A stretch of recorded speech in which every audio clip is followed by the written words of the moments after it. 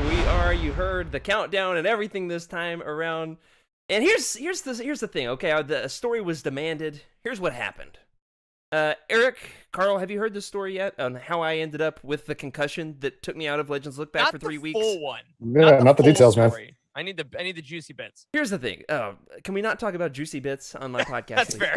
Not yet. We were. I was excited, expecting that the fact we were gonna get 4 or 5 inches of snow 3 or 4 weeks ago, and it was a Tuesday. I have a pass to the local mountain where I've been snowboarding, and knock on wood, had gotten 0 injuries. I, who am very accident prone. On this particular Tuesday evening, I was in my grad school class over Zoom in my office, and I just watched the snow start coming down. Had my snowboard in the car, knew I was going to go straight to the mountain afterward, told my wife, don't expect me home for dinner, because I'm going to the mountain to snowboard in a snowstorm for the first time ever. While it's actively snowing, almost knocked the book off my shelf, don't want that. Long story short, well, I'm going to keep going with the story for at least 2 or 3 more minutes, let's be honest. Found myself driving out to the mountain in the middle of the snowstorm, and it was terrible. Like, plows had not been out yet. It was really, really coming down quickly. It was a harrowing drive. And my dad called me. Not supposed to answer the phone in the car in Massachusetts. I did anyway. Put it on speaker. All right, so it was hands-free at that point. My dad told me I was going out to snowboard in a snowstorm, and he said to me, and I quote, "Go home, son." I felt that in my bones. I did not obey my dad. I'm 29 years old. I'm almost 30. I'm an adult. And I, on my second run down the mountain, was going past the big terrain park. The previous week, I had practiced in the small terrain park for the first time ever, and had great success. Had only fallen some. Didn't actually get hurt. Felt like I had watched YouTube videos all weekend. Was really building up to what was going to be a glorious. I was going to be, as Freddie likes to say, I was going to be like Johnny Tsunami in no time. And I scoped out my run before I started. I'm watching the snow come down under the lights, and it was just magical. It was like very cinematic. And I take off toward what's called the Rainbow Box. It's like an 8-foot hump. Can you see this on Twitch? If you're listening on audio, just imagine like an 8-foot, ramp. And I go all the way up to I can see it based on your description. If audio listeners, you're really missing out on it's an impeccable representation. Yeah, absolutely. Like a humpback whale. And I got right up to the top of it and fell onto my face. Onto my freaking face. And I don't mean hit my head. I mean, I fell on my face. Even with the helmet on, somehow managed to just smack. Turns out helmets cover from here, right, forehead, to the back of the cranium. Helmets are, at least snowboard helmets, notoriously bad at covering a good quarter of the human face. Okay, the human head, and that is the nose to chin area. Anyway, instantly got a bloody nose. Dude came over to me who was working the terrain park, and he was like, "Are you okay?" And I was like, "Yeah, just got the wind knocked out of me. I'll be fine." I was not fine, and could not get up, could not get out of the way. And he was like, "All right, I'm cold. I'm gonna go get a jacket." He walked over. I was like, "Okay, I just need to catch my breath, and I'll be up in no time." He walks away, and then I start seeing spots. Realize I'm about to pass out. I've been in this situation before, not from snowboarding, but hey, I'm very accident prone. Played football in the South growing up. I know what it's like to get knocked out. I'm starting to see spots, and so I waved to him like a madman to come, because I've learned, don't pass out alone. Like, you want somebody else to know that you are out. And so he comes over to me, and the last thing I remember before I passed out was this. I said to him, "Hey, just letting you know, I'm about to pass out, but..." And then I came to with him standing over me, and his exact quote to me was this: "You know I'm going to have to call ski patrol, right?" They strapped me on the gurney, skied me down to the bottom of the mountain, checked me out, all of that. After I passed out once or twice, could have been a second time, I'm not sure. Anyway, basically it has taken 3 weeks for me to get back to normal, which is not nearly, it's a whole lot longer than it used to be when I was 15 years old. Karl, you said you've also had to ride the sled of shame before? Yep, I wiped out and rang my bell. But mine was right in front of the ski patrol, so they were on me before I got up. And wow. Yeah, I wasn't able to talk myself out of the sled ride down. And the mountain I was at, the rule was if you get a sled ride down, then they call the ambulance. So I ended up getting an ambulance ride down the mountain. I was very worried about that. I did not want the $1,000 ambulance bill. They didn't charge me a penny, other than the $300 I already paid for my season pass. They didn't charge me a penny. European mountain? What is this? Massachusetts. It is a Commonwealth after all. There it is. Sometimes a good thing, sometimes it's... Anyway, somebody in YouTube comments told us not to talk about politics. We won't do that. But that's the story. You asked for it. You've heard it now. That's the story. I have yet to go back to the mountain. I have tried, and my wife has stopped me. Multiple occasions. So I'm hoping to get back out tomorrow. Love. We've got another snowstorm. We'll see. She hasn't watched the show, so she doesn't know that I'm planning to go tomorrow. So we'll see. Regardless, you know what else is crazy? A little bit less crazy, a little bit less likely to give you a concussion or a brain injury, and that is Legends Look Back. So without further ado, let's start the show. If I can find the button, because Meg is not here this week. All right, let's start the show.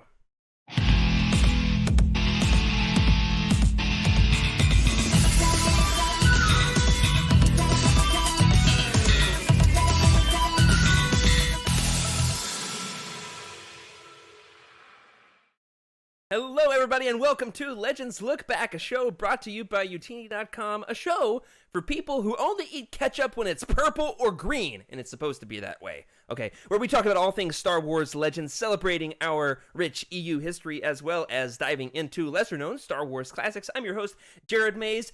This week, they're dropping like flies, folks. No Freddy or Meg today. Freddy was teched into a battle droid of his choosing, and Meg is trying to turn her basement into a Dianoga den. But I'm joined by the replacements themselves, none other than Karl and Eric. How are you guys? Good, Jared. How are you? I should have gone one by one. Let's try that again. No, I'm joined by Karl. Hello there. Yeah, there we go. Okay, and Eric Eilerson, host of The Living Force. Welcome. Thank you. I'm honored by the replacements title because in honor of Legends, I feel like Shane Falco. Nice. The replacements. Speaking of, that was early 2000s, right? That's still Legends time. Absolutely, it is. Legends. All right, then yeah. Legends goes all the way up to 2014, unless you play SWTOR, in which case it's still going strong, baby. It's eternal. Or if you live in my house, in which case it's all Legends all the time. It's not. I mean, I read a lot of canon. Woo! Regardless, can we talk about the fact I'm still riding that high? In case you can't tell, can we talk about the fact that we got to interview John Jackson freaking Miller last week? Yeah, that was impressive, man. That was a good get. It was so cool, and it was fun because I got to watch behind the scenes, like the whole thing come together. Because I remember when like Hank was like, "Okay, we're gonna head this idea," and then the email got sent, and then the reply happened. So it was like watching it grow, and then listening For like a month. Yeah, yeah, it was a whole process.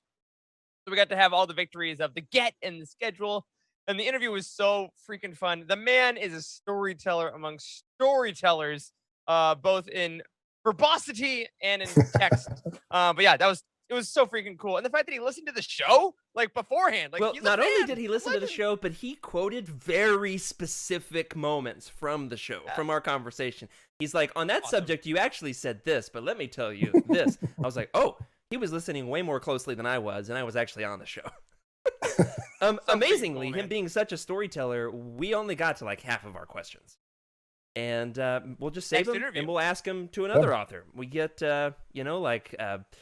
Matthew, what's his name? I almost said Matthew Stover. I'll just ask him about Zane Carrick and the Knights of the Old Republic, and he'll just have to answer because those are the questions. They've been written, and they will not be thrown out. They will be recycled. And no, it was a tremendous honor. If you're watching, Mr. Miller, is that what we should call you? Let's call you that. Thank you. It was a tremendous honor. Couldn't have been more excited. It was just so much fun for us. Called it absolutely the highlight of my fandom. It's amazing because we didn't like start Legends Look Back with the goal of like, we're going to get author interviews. It was like, we're going to talk about Star Wars Legends. We need Legends stuff on Utini. We're going to go this direction. What was especially fun was like I wrote a Mandalorian collection for the site and was reading about the Mandalorian Wars and the Knights of the Old Republic comics. And hey, we have integrity here at Utini.com. Again, on a soapbox. Give me like 30 seconds. Somebody start a timer. Don't let me go on too long. I have integrity. We don't just write about stuff that we don't know about. All right? If we're going to write a guide about Mandalorians and we're recommending books featuring Mandalorians, we're going to have read those books. We're not just going to read off Wikipedia, off the Wook, all right? We're going to actually have read these things. If not at the moment that we read them, shortly thereafter. We want to make sure that we're accurate with our information. So I wanted to make sure I tackled all 50 issues of Knights of the Old Republic. And when I got to like issue 40, 45, I was like, wonder if we should send a message to John Jackson Miller. I wonder if it's possible. And it was possible, and it happened. And what's my time? 30 seconds? Did I make it? Right, just about 27. Look at you. Whew.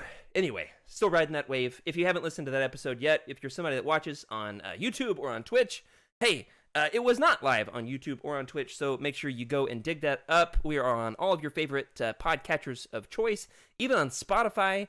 I didn't know that, but we are. We're on Spotify if you want to listen to us there. It's a lot of fun. That's how the teens from church listen to us. They only listen to podcasts on Spotify. That's the thing these days. The youth. We gotta get that Utini TikTok going. I tell you what. Oh my gosh! Don't even get me started. That's our next level.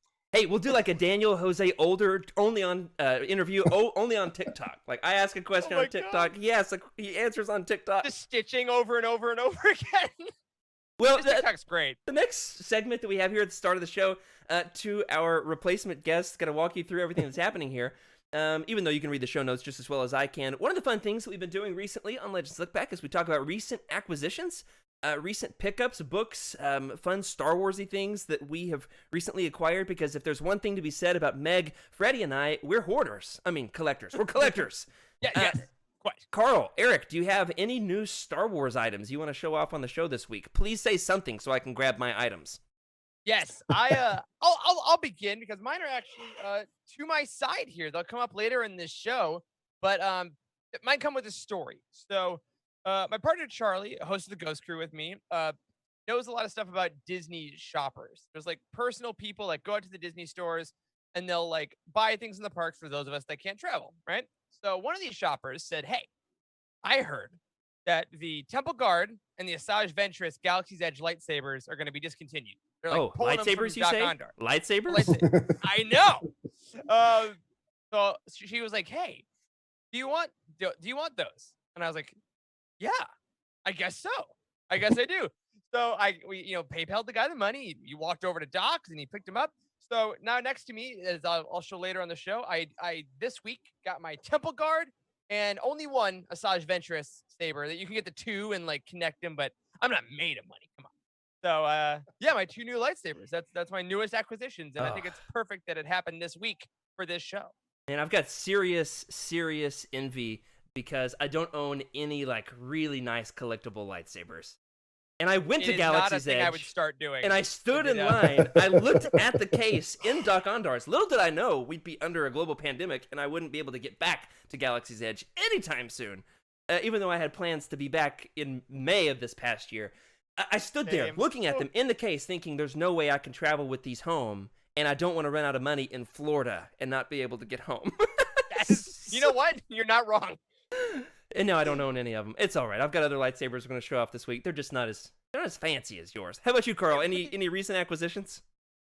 Probably the most recent is the Celebration store order I got. If you remember, that went up in sale, I think like end of October last year. And I thought it was going to be really good holiday shopping for my better half. Because pro tip, marry yourself a Star Wars fan and your shopping gets a lot easier. But as it turns out, a lot of the stuff wasn't ready for Christmas. So it showed up late January, early February. And so it turns out that she got a Valentine's Day present. So that was nice. But what I had forgotten is how much extra stuff I'd ordered for myself. So ironically enough, I have more T-shirts now from a celebration that didn't happen than I do from the celebration that I did last year. Man. I love that. Yeah, I have actually already set aside a good envelope of cash. At least I think I set it aside. I don't know where it is anymore. That is intentionally set aside for celebration tickets. Whenever I get a chance to buy them, can't spend cash on celebration tickets though. I've got a huge flaw in my plan.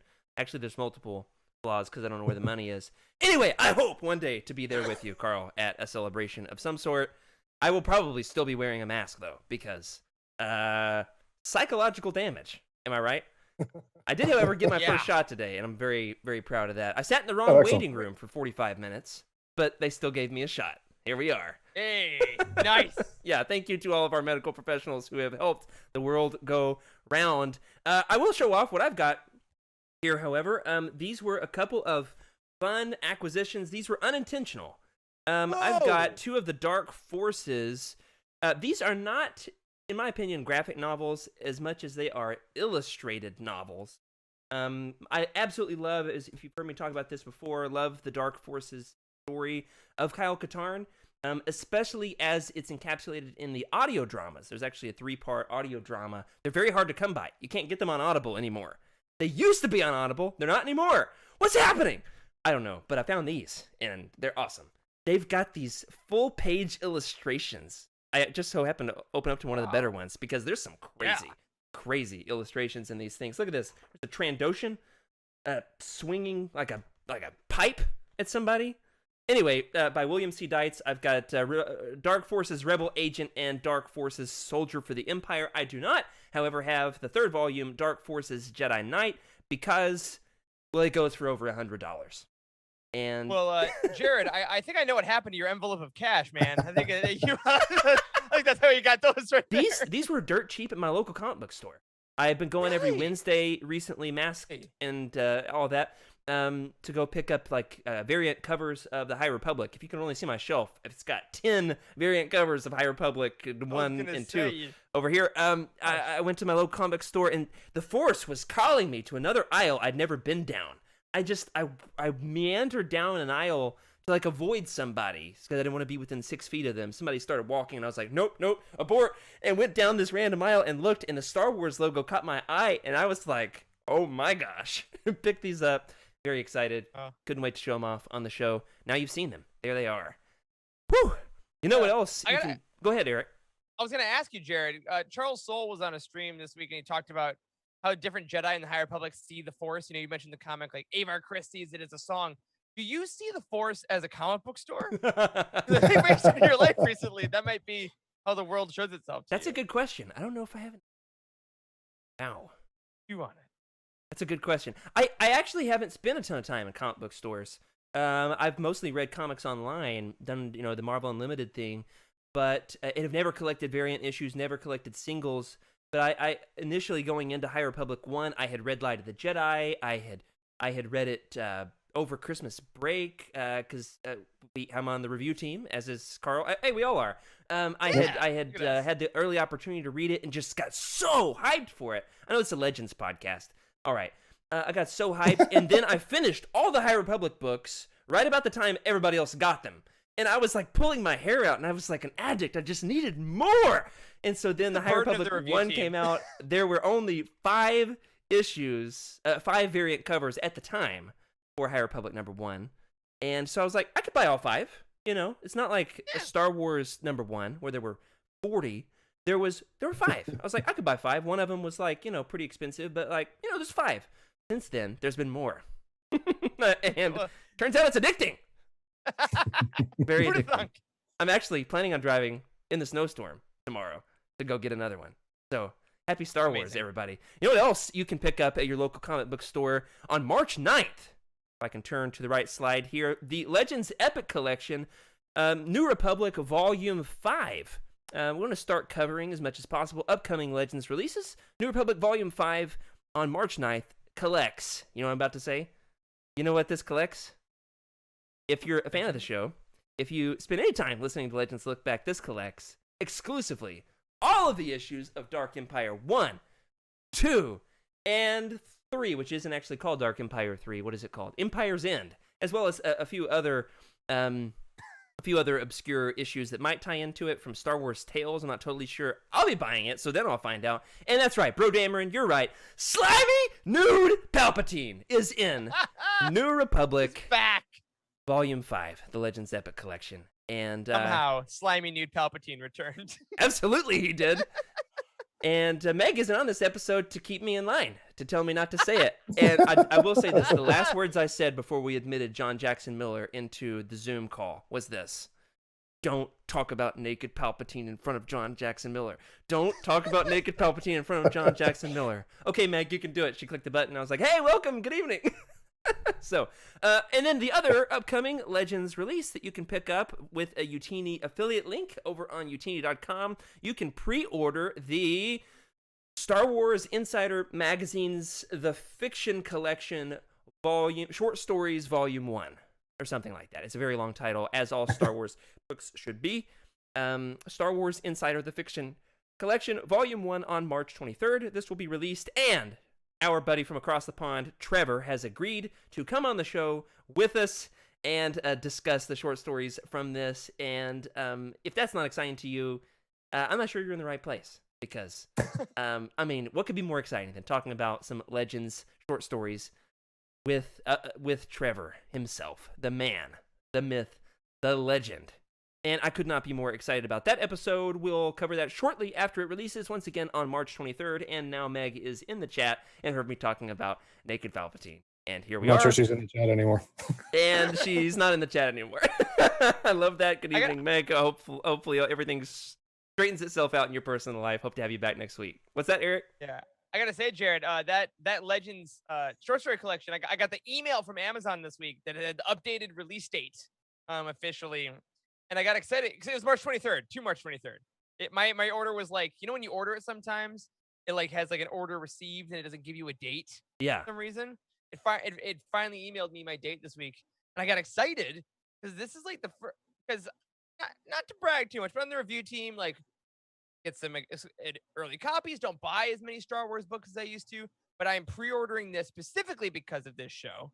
I gotta say, you guys started talking about it. I know you want more volumes. And it's hardcover too. It's in hardcover. And it's hardcover. Can't wait. I've got a bunch of Star Wars Insider like collected editions. These are beautiful. They look great on the shelf. They're very readable.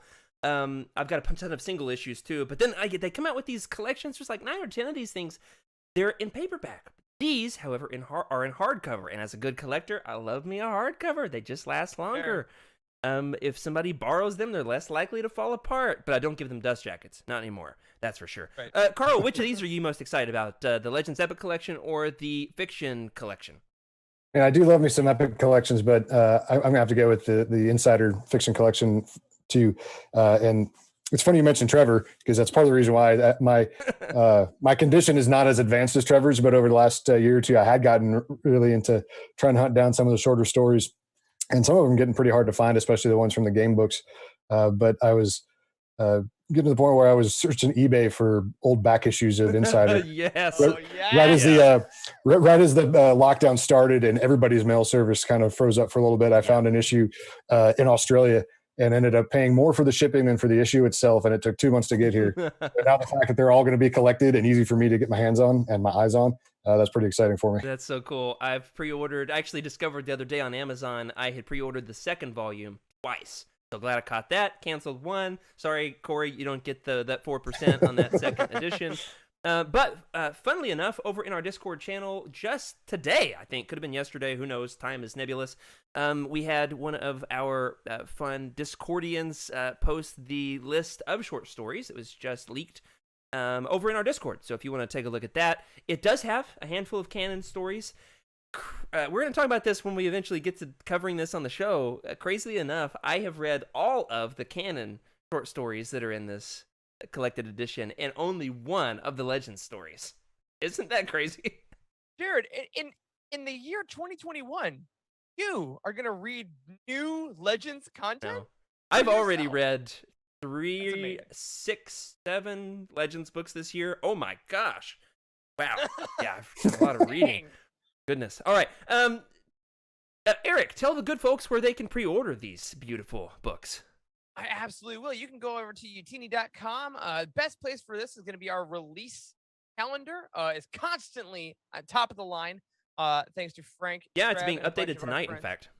Yes, with the new book announcements that were on today. Right. But yeah, go over there, scroll on down. You can see the covers of all these beautiful. You click on them, and it'll give you a Amazon link.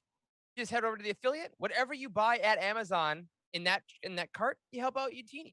You help out Legends Lookback. Right. So if you want to get, like, I don't know, that Legends pre-order and a grill, I don't know, basketball whatever else goal. you need to buy.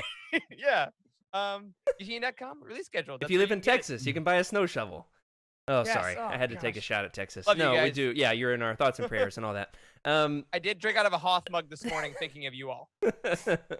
One thing of housekeeping we do want to mention before we get into the meat of the episode is the fact, as Cheryl has already mentioned over in our Discord, she said, where is this episode? Where can I watch this thing? Is it on Twitch? Is it on YouTube? And the answer is yes.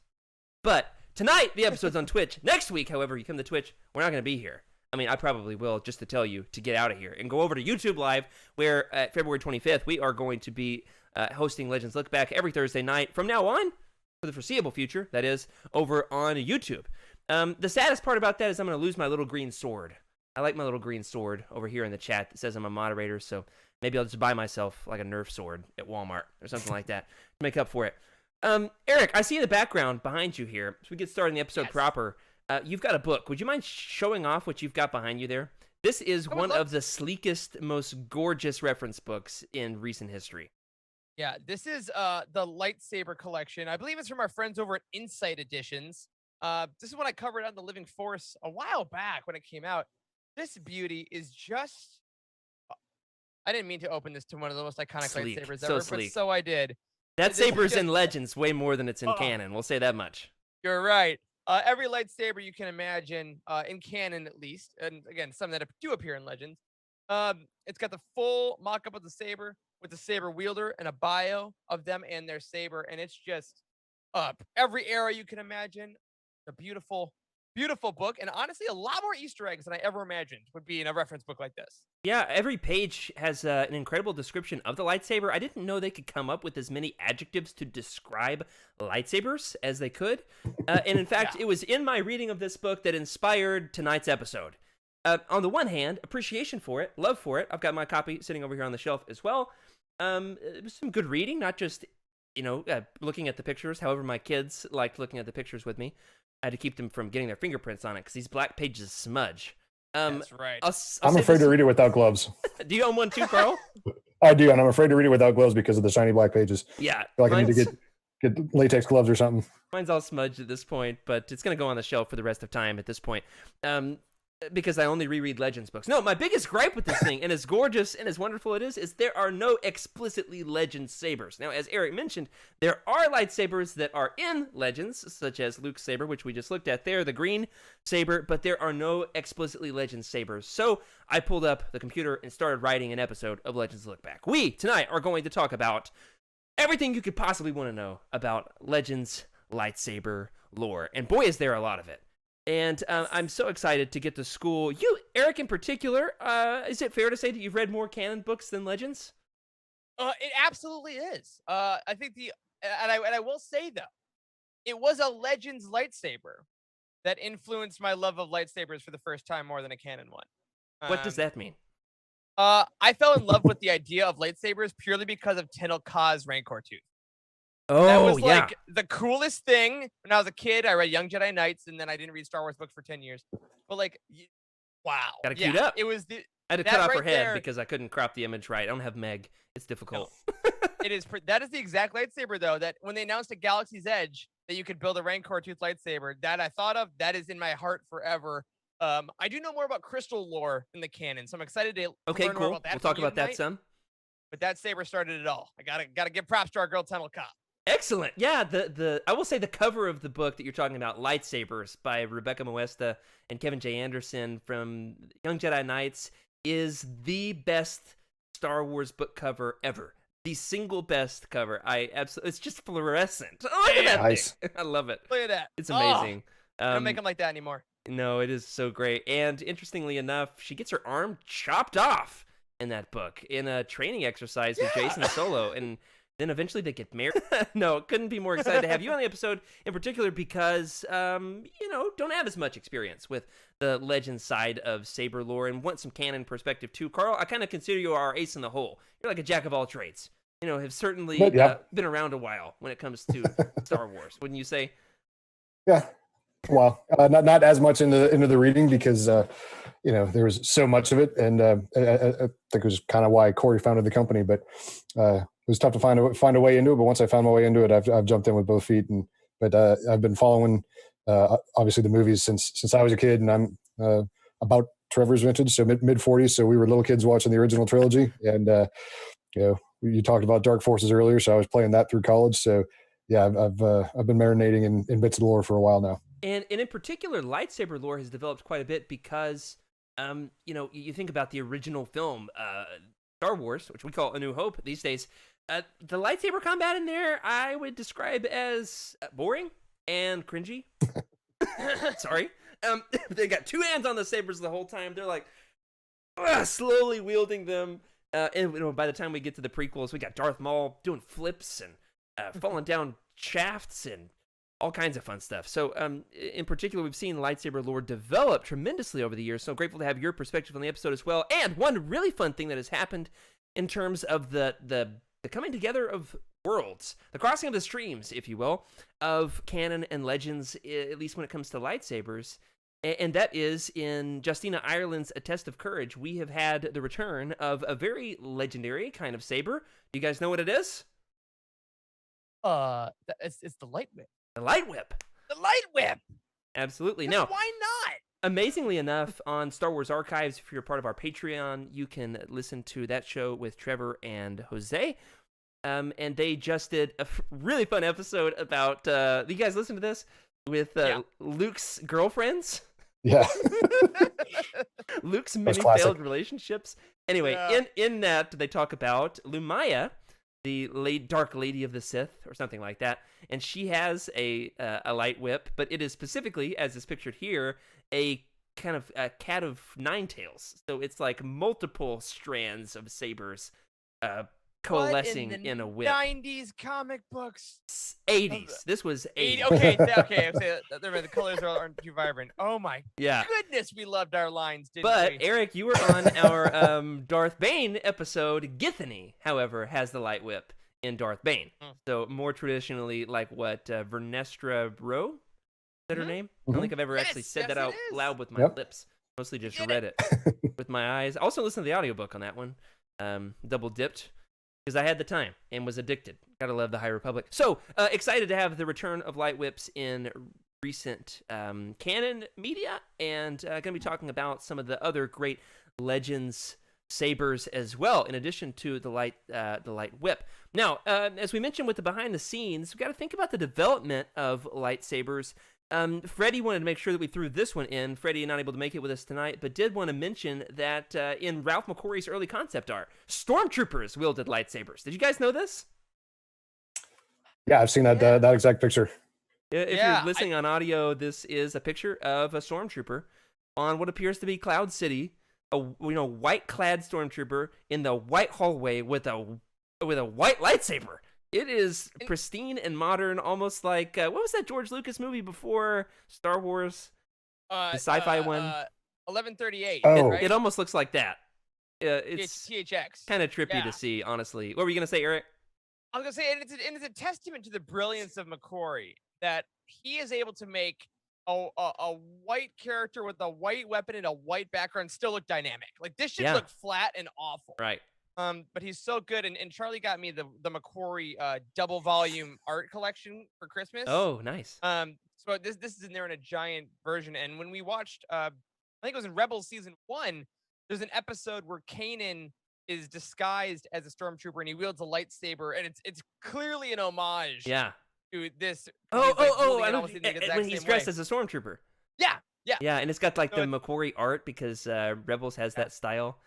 Oh, my goodness. Yeah, if you guys want more of that content, you can head on over to Ghost Crew, one of our Patreon shows. Excellent work. I've got to admit, I'm behind in it. Old show, you're all good. I know. We've got a lot of podcasts happening at Eugenie these days. A lot of content, but I gotta say, as beautiful as this is, I'm really glad stormtroopers didn't end up having lightsabers. No, because of course the most famous line with the lightsabers in at least the original trilogy is what Alec Guinness says. I mean, what Obi-Wan Kenobi says, which is they are an elegant weapon for a more civilized age. And so the fact that the Jedi are like these knights of the round table, and they're still using swords. They're not, trying to just blast everybody to pieces. We want to have an honorable duel, person to person, and that, of course, is what we get in A New Hope. We've got this honorable duel in the hallway with Darth Vader and Obi-Wan Kenobi. By the time we get to the end of the Revenge of the Sith, we've got this massively choreographed battle across the lava field of Mustafar, where they're swinging the lightsabers this and that way, and it's gorgeous, it's beautiful, I love it, but it's a little controversial. So, Karl, as an old school Star Wars fan, do you prefer George's original conception of lightsabers, that they would be heavy, and you had to wield them with two hands, or do you prefer kind of how lightsaber combat has evolved, to where we've got more choreography and flips and Yoda's spinning around everywhere. Which version do you prefer, Karl? Well, it's I'd actually gonna be really interested to hear what Eric has to say from his stage background, because I think it's a tough question to answer because the concept of the lightsaber we got is really tied into the sort of Jedi that we end up seeing. When we talk about a heavier two-handed weapon, I'm kind of thinking more of like a claymore that, or something you'd see like in the medieval Scots Highlanders or something, or Knights Templar or something like that running around with, and or maybe not running or having to ride horses because they're heavy. Yeah, don't run with scissors. I mean lightsabers. Or 7-pound swords. And to me, that doesn't necessarily align with the thought of a more elegant weapon. I think the Jedi that we end up getting, I think there's a little bit of European rapier flavor to the swordsmanship, but also I get kind of samurai or Asian vibes with how the swordplay evolves, and that gets really tied into the Jedi that we see. So it's really tough to then come up with an alternate vision. And when I was, as I'm thinking about it, I almost think of, how would Count Dooku, old Christopher Lee, have fought if the sword is that heavy or the weapon's that heavy? And my mind immediately goes to the knight in, if we can cross franchises very briefly, The Last Crusade, where he stands up and he falls over. Which one? The knight guarding the chalices there, where he stands up to try to fight off Indy, and he picks up the sword and falls over backwards because it's so as long heavy. as it's not Star Trek. John Jackson Miller talking about Star Trek on my Star Wars podcast. That was funny, by the way. Oh, rough. Killed me. Oh my goodness. Yeah, that's a great explanation. Eric, what about you? What do you think? Yeah, I mean, I'll go by what Karl says. I think that personally, stylistically, I really love my top 3 lightsaber fights. I'll go from there. Are number 1 is Obi-Wan and Maul in Rebels. It's the shortest lightsaber fight in the history of Star Wars, but I think it's the best. And that really hits that samurai stuff you're talking about there, Karl, with like the different stances, because it's storytelling. My second favorite is probably Maul and Ahsoka in season 7 of Clone Wars. Again, it's fast, but it's also has way more story behind it, and there's way more intensity. Love the way they choreographed that with like actual actors. Yeah, the mocap. Yeah. It was just genius. And then the third is probably the throne room with Rey and Kylo against all the Praetorian guards. Because again, I think that in those weapons, like the way Kylo fights is that heavier, kind of like more brutish style. But I think it fits his character. So ultimately, I think all the lightsaber fights have value. And you're going to like what you like based on your style of movie. But as long as there's storytelling behind the wielding of the weapon, I think it totally works. Those 3 being the best, in my opinion. Yeah, and I will say that is one of the problems I think that does happen from time to time in Legends in particular, is I think sometimes the Legends authors got more focused on trying to depict a cinematic lightsaber battle than focusing on the meat of the story of why these characters are fighting. Not to say that all authors did this at all, but was certainly a temptation, because how do you match what we see on screen? Because lightsaber battles are they're very cinematic. It's hard to depict them in a book in particular. Some authors excel at this better than others. Particularly love the battle between Luke and Mara and Luuk and Sabayoth in The Last Command. It's an absolutely excellent one. One of my other favorite Legends lightsaber battles is on top of a moving spaceship between Leia and Alima Rar, a Twi'lek dark Jedi in the Dark Nest trilogy, which, let's be honest, some of the worst Star Wars books, but it is absolutely one of the best lightsaber battles ever. Yeah, did you know, Eric, did you even know that Leia has a lightsaber battle on top of a moving spaceship against a one-armed Twi'lek dark Jedi?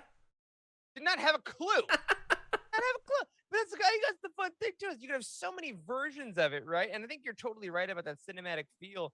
Because, I mean, I think I'll go off a Skooma Joe in the chat mentions how the battles in the original trilogy have a tremendous amount of emotional impact. And I think that's true, because bad choreography but amazing moment is Return of the Jedi for me, when Luke is just bashing away at Vader as he holds up the saber with one hand. Like, it's just the same strike over and over and over.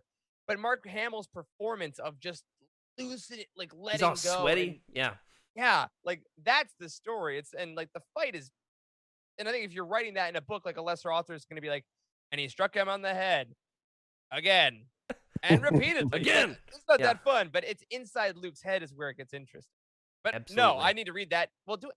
Read that now, Jared? Probably not. I just need to know that, right? What, the Dark Nest trilogy? I mean, okay, I so need to- if you're doing your New Jedi Order read through, I'm which trying. you're doing, it will be 5 years from now that you get to the Dark Nest trilogy, and then they are pretty essential in order to move on to Legacy of the Force.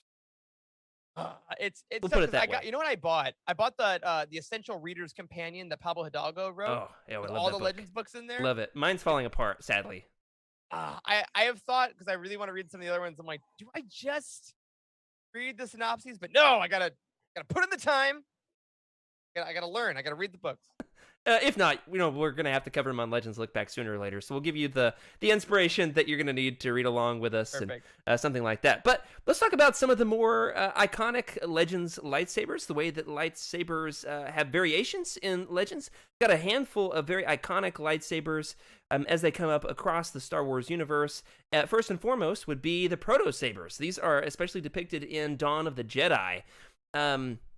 The Dawn of the Jedi comics were just recently published in the Legends Epic Collection. What is it called? Is it the Old Republic Volume 1? No, Tales of the Jedi Volume 1. This is the joke, that the Tales of the Jedi Epic Right. Collection doesn't Remember actually now. have any of the Tales of the Jedi comics yet. Amazing. That's the joke. Right, so we actually talked about that with John Jackson Miller, which he enjoyed. Yeah, so the Proto Sabers, these are basically, the idea is they needed a better power supply. And how do you power something like a lightsaber? In fact, Mythbusters, I think, did an episode on this, or one of the guys from Mythbusters, they tried to make a lightsaber, and their problem was the power. How do you generate enough electricity? And so, in particular, they have backpacks, because if you can't put Yoda in your backpack, put a lightsaber battery in your backpack. Am I right? Right. So we're saying that a lightsaber takes more than a couple D-cell batteries. I mean, my R2-D2 over here, the Sights and Sound R2-D2 under my armpit. Where is he? He's over here somewhere. He takes 4 Ds, 3 Cs, 4 AAs, and 2 AAAs. He's just crossing all of the battery territory at this one thing, and then they'll still die after a couple of weeks. Yeah, these are he's pretty a amazing. box on wheels. This is one of the things that I think is interesting in the High Republic, that we're seeing the evolution of lightsabers, even in that series, where we've got kind of these cross guard lightsabers that are a little bit more ancient. Dawn of the Jedi, set 10,000 years before the original films, shows us what some primitive lightsabers look like, and not even all the heroes have lightsabers. That's how early on in all of this we are. Next, we've talked about the light whip and how this is wielded by Lumaya in the Marvel comics, the old school Marvel comics, and then also by Githany in the Bane books, Vernestra Rowe in what's her book? A Test of Courage. Test of Courage. I'm going to go ahead and run down through a handful of these really iconic alternate types of lightsabers, and I want you two to pick which one you would choose to battle the other. Okay, you can't pick the same one. Which one is your favorite? So we got Proto Sabers, light whips. We've got Exar Kun's lightsaber, the first double-bladed lightsaber, canonically in Star Wars, both chronologically and in terms of publishing order. Exar Kun in the Tales of the Jedi comics from the early 90s has this double-bladed blue lightsaber, which, interestingly enough, we didn't get time to talk to John Jackson Miller about this. He has a character. Jeriel actually discovers Exar Kun's lightsaber and wields it in some of those latter issues of Knights of the Old Republic. Eric, Karl, did you guys know that before Darth Maul, the double-bladed lightsaber was actually invented first in Legends comics? What a spoiler. Only well, I wasn't clear on the publication date. So, the Phantom Menace came out in 99. So I guess George liked it from these comics. I mean, he was keeping up with what was being published. He didn't like all of it, but he was keeping up, and he liked it, so he borrowed it. He took it, ripped it off. Wow. Yeah, it's amazing. Now that I know that, it will retroactively ruin my childhood and make that less special. So, you should make a documentary about it. Amazingly, That's awesome. This saber is cool not just because it's a double-bladed lightsaber, but because there's a lot of lore behind it. As I mentioned, it's reincorporated into the Knights of the Old Republic series. It's in something else as well. Oh, it's in KOTOR. Revan, or maybe it's Mitra Surik, the Exile. one of the characters discovers Exar Kun's lightsaber in the games. I think it's also in SWTOR as well. It's a pretty legendary saber, pun intended. Okay, what else? Darksaber. I don't have a picture of this. Just for Meg. The Darksaber, technically, to a certain degree, is Legends. Are you seeing how I'm getting here, Karl? You're not wrong. Okay, so Clone Wars was Legends before Legends became Legends, and then obviously there's more lore developed with the Darksaber now with Rebels and then the Mandalorian. But hey, Legends had it first, so I'll claim it. Funnily enough, I was with my kids at Walmart. Might have been pre-pandemic, could have been early, mid-pandemic. It's hard to describe time these days, isn't it? And one of my kids reached out and touched a button on a Darksaber toy in the aisle. Absolutely freaked her out. Just jumped over into my arms, was terrified of it. I texted Meg, told her that, hey, there's my kid was terrified of the Darksaber toy at Target. She didn't even know they existed. And then later that day, maybe later that week, posted a picture of it on Instagram. So inspired her going out and getting it. So we've got, to recap, we've got Proto Sabers, Light Whips, double-bladed lightsabers. We have talked about the Darksaber. We also have Shotos, which are small, offhand lightsabers. Luke wields one in much of the New Jedi Order. Yoda's technically is a Shoto, even though he wields it in his right hand. I think Eric is now reaching for Ahsoka's Shoto, so she has a short, an offhand lightsaber as well. Yeah, is that what it is, Eric? Yep, this is the second one's the Shoto, and I have the shorter blade for it as well. I don't have it near me here, but yep, she's got the big one and then the Shoto for the second one. So correct me if I'm wrong here, but I think Shoto is actually like a duelist term. It's not an explicitly Star Wars term. Is that correct? Yeah. I believe Shoto is, yes, correct. There was a sword fighting club at my college that I would like laugh at them, the nerds, having their sword fight on the front lawn, secretly wishing I was cool enough to just own my fandom and go out there and have a battle with them and join their club, and I never did it. It's one of my greatest regrets. So I could have learned that and didn't, but here I am. I've got a Star Wars podcast, so that's fun. Okay, what else is fun? Dual-phase lightsabers, such as Corran Horn's lightsaber. Corran Horn himself has a lightsaber where, if you twist it in the right way, it gets longer. And that's all we're going to say about that. That's all. That's all we're going to say about Corran Horn's lightsaber. Corey loves it, that's for sure. And crossguard lightsabers actually first appear in Legends, before Kylo Ren ever wields his in the Force Awakens trailer that set the world on fire.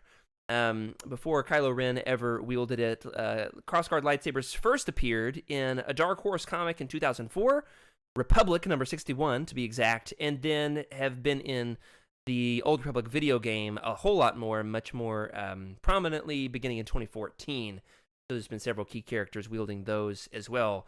Did you guys know that they were Legends first? It makes sense, though. I mean, Legends, just so many years and so many thousands of pages of art and the comics and concepts, like, it would be impossible for them not to, at some point. That's what I'm learning from this show, Jared, is that eventually, if I think something's original, it probably happened in Legends at some point. Well, that's kind of the operation that I have to go under myself. It's like, I'm starting to write the show notes, and I'm like, yeah, crossguard lightsabers, those are just canon. That's Kylo Ren's nonsensical sword that's just to sell toys and action figures. And then I was like, actually, let me Google this. Are they Legends? Yep, okay, they're Legends. They're cool because they're Legends. So, eating my words a little bit. Okay, Karl, you're first up. Choose your weapon. We've got Proto Sabers, Shotos, Light Whips, double-bladed lightsabers, dual-phase lightsabers, Darksabers, and crossguard lightsabers. Which one of these non-traditional lightsabers would you choose to strike down Eric? Well, my heart and my video game characters would want to say double-bladed, but if I've actually got to wield it, I know I would just hurt myself. And since I've actually seen Eric fight on stage, I would want to go with a Shoto for my offhand in addition to a regular lightsaber to at least kind of give me some kind of hope of blocking his moves. A Shoto? Okay, so you'd have the two lightsabers. Yep. Very nice. Now, all right, let me get 1 minute of explanation here. Eric, have you had stage combat training?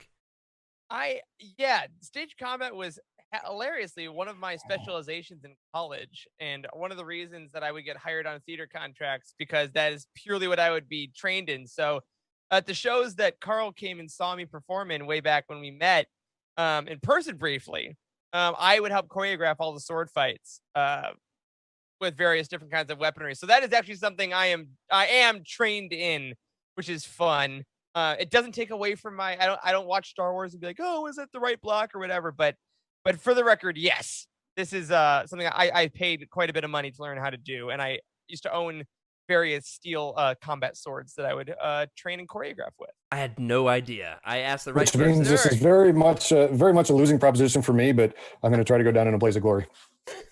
Excellent. All right, well, if one thing's for sure, if you go down in a lightsaber battle, you'll definitely come back because this is Star That's Wars. right. So that's the good news. Eric, Yeah. choose your weapon. All right. I'm gonna agree with the double-bladed as same reason as Karl did. Not my weapon. Not my style. I've tried the stabs. Not my thing. So the Shoto's gone. I'm not a huge whip guy.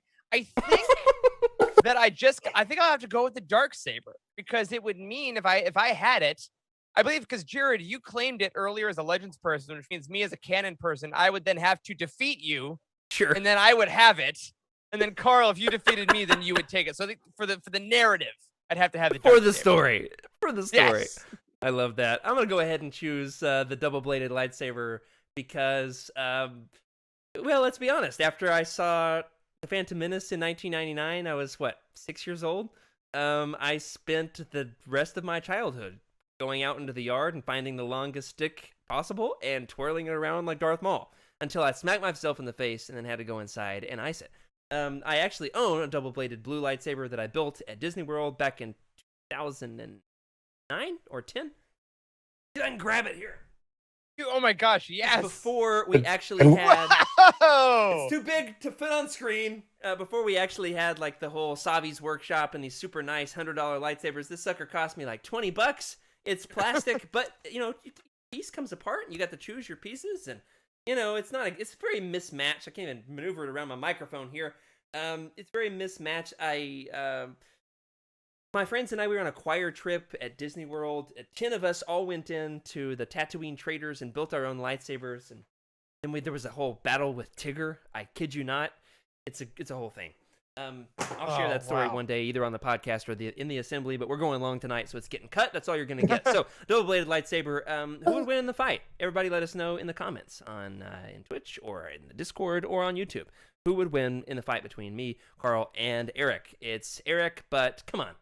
Somebody pick me or Karl, please. Okay, Eric, you said you're interested in crystal lore.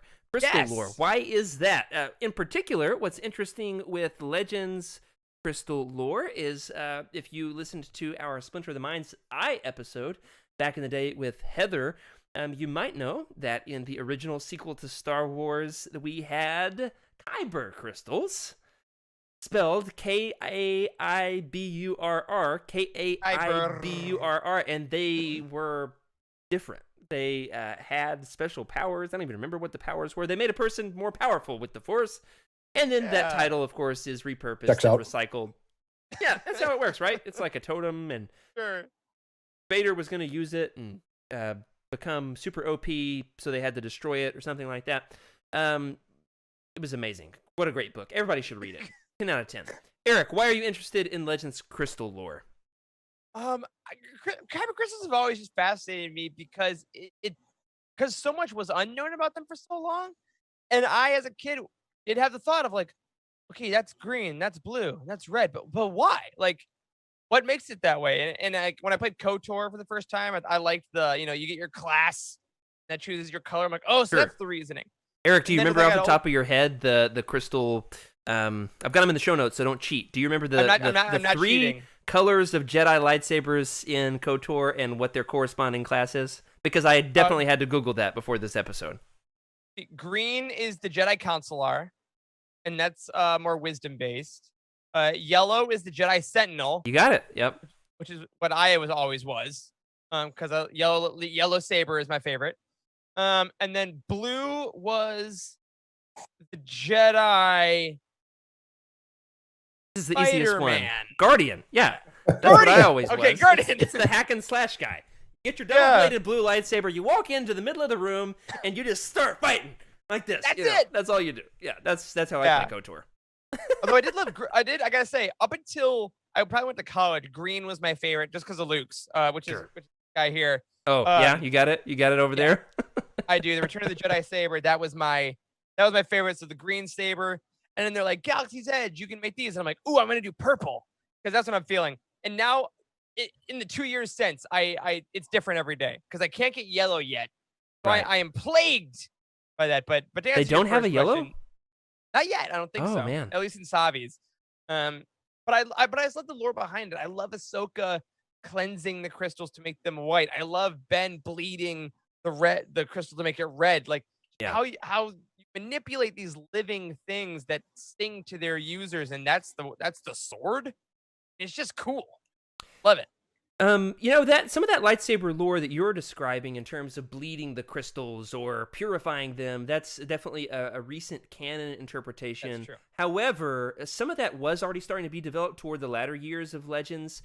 We find I'm recently reading the Coruscant Nights trilogy, just finished that, and there's a lot in there in terms of Jax Pavan, the main character, something happens with his lightsaber, it's destroyed, and he's got to build a new one. But like Jedi are illegal, and he's on Coruscant, so he's like in the underworld of Coruscant trying to find the supplies to build this lightsaber. But then he's got to have a crystal that calls out to him, and I don't want to spoil how he ends up getting it because it's a super super cool story. And R.S. Singh is involved. Captain Typho is there. I mean, it's so Legendsy in the best way possible. Oh yeah, I remember now. You put this in was it in Slack or it was on Twitter? Somewhere. I have no idea. The fight scene between Aurra Sing and Captain Typho. Yeah, I'm like, yeah. Where in the world? Did not expect that. Knew nothing about that book going in, and then Captain Typho showed up, and I was like, oh, he's here. He's in the book. Awesome. So very cool. Very cool. Now, Karl, as an old school Star Wars fan, what's your opinion on red as a lightsaber color, specifically for a Jedi? Are you automatically evil if you use a red saber? Because in Legends, especially early on, it wasn't established that having a red lightsaber made you evil, because there was only one red lightsaber. Darth Vader happened to have it. It wasn't necessarily an evil choice. It might have just been his favorite color. Like, it doesn't necessarily mean red is evil, right? What's your take on this, Karl? I think for the longest time I thought red was evil. I didn't learn of any other ones, and I still think there's maybe only a couple. Yeah, not many.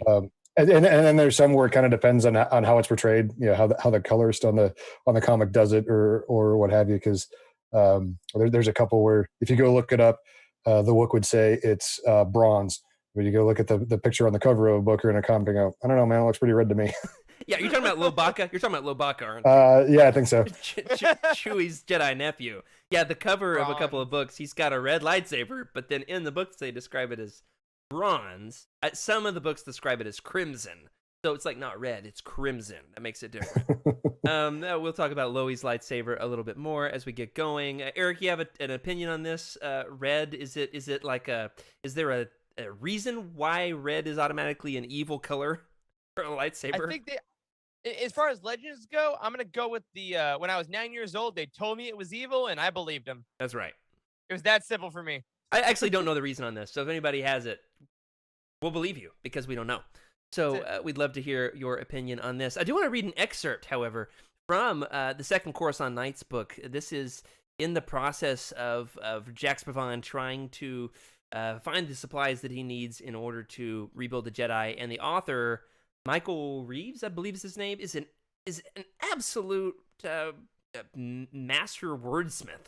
He really has a way with words. I love the way he describes this. He says, the weapons of the Jedi were destroyed along with the Jedi. There were rumors that some lightsabers remain in the private collections of the extremely wealthy, but the only one that I am certain truly exists belongs to Darth Vader, and I doubt he'd part with it willingly. This is a conversation. So Pavan says, crystal then? I'll build my own. It'll be more in tune with my Adegan crystals, as well as Koriska, Ilum, and others are under strict trade and commerce interdiction per the orders of Emperor Palpatine. I'll grow one then. That may be possible. It will take some time, however, to assemble the necessary equipment and materials.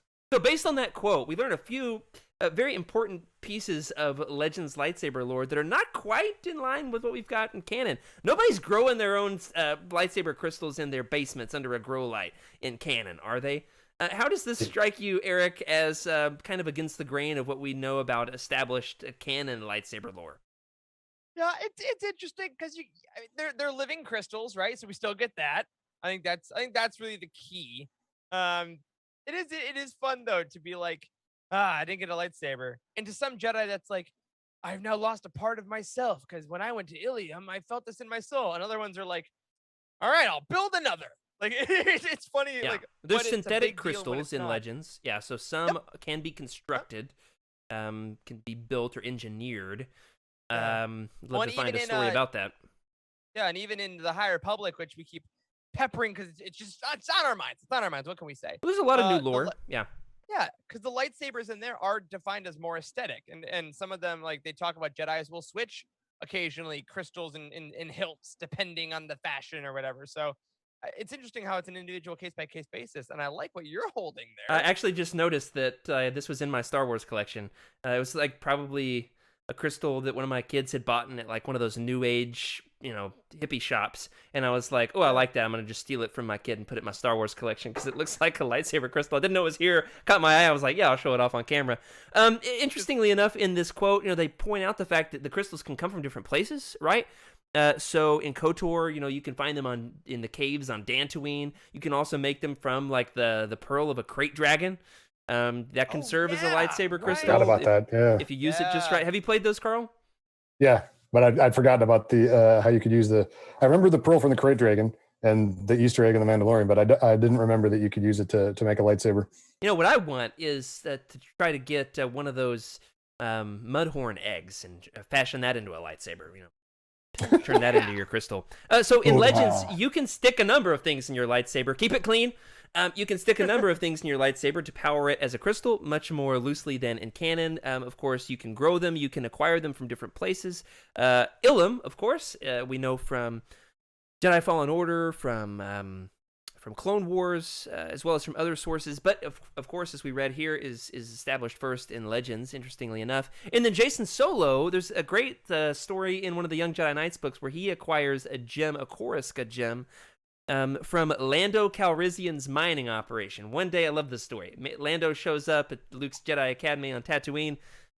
He parks his pleasure yacht, the Lady Luck. He hops out and he says, "Hey, kids, hop in. We're going to go for a ride."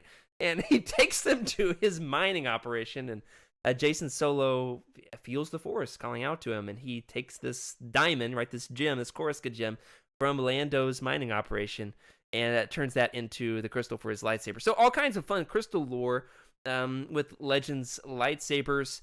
Let us know in the chat, what would you use to power your lightsaber? What kind of fun invention would you grow your own? Where would you acquire it from? Dantooine? Is it Ilum? Would you go on a pleasure cruise with Lando in order to find your lightsaber crystal? So would love to hear everybody's opinions on that one. Maybe Dryden Voss had one in his yacht. Doesn't it seem like that would be the place, like in his collection. He's got a kyber crystal or something. Like a drawer full of exotic crystals. Yeah, and then you look at them, and then he stabs you, and it's like, no! His face turns all red and stripy. I gotta say, as I'm watching WandaVision, I am just looking at him scared the whole time because of Dryden Voss. He's totally changed my opinion of what's his name? The actor? Paul Bettany. Paul Bettany. Yeah, totally changed my opinion on him because like a lot of times he's like a nice guy, but in Solo not so much. Okay, moving on from crystals, let's talk about lightsaber forms. We don't want to get into too much detail on this, but don't look at the show notes. Let me ask you guys: can you match any of the established Jedi Masters from the main films? We won't go too in depth into Legends here.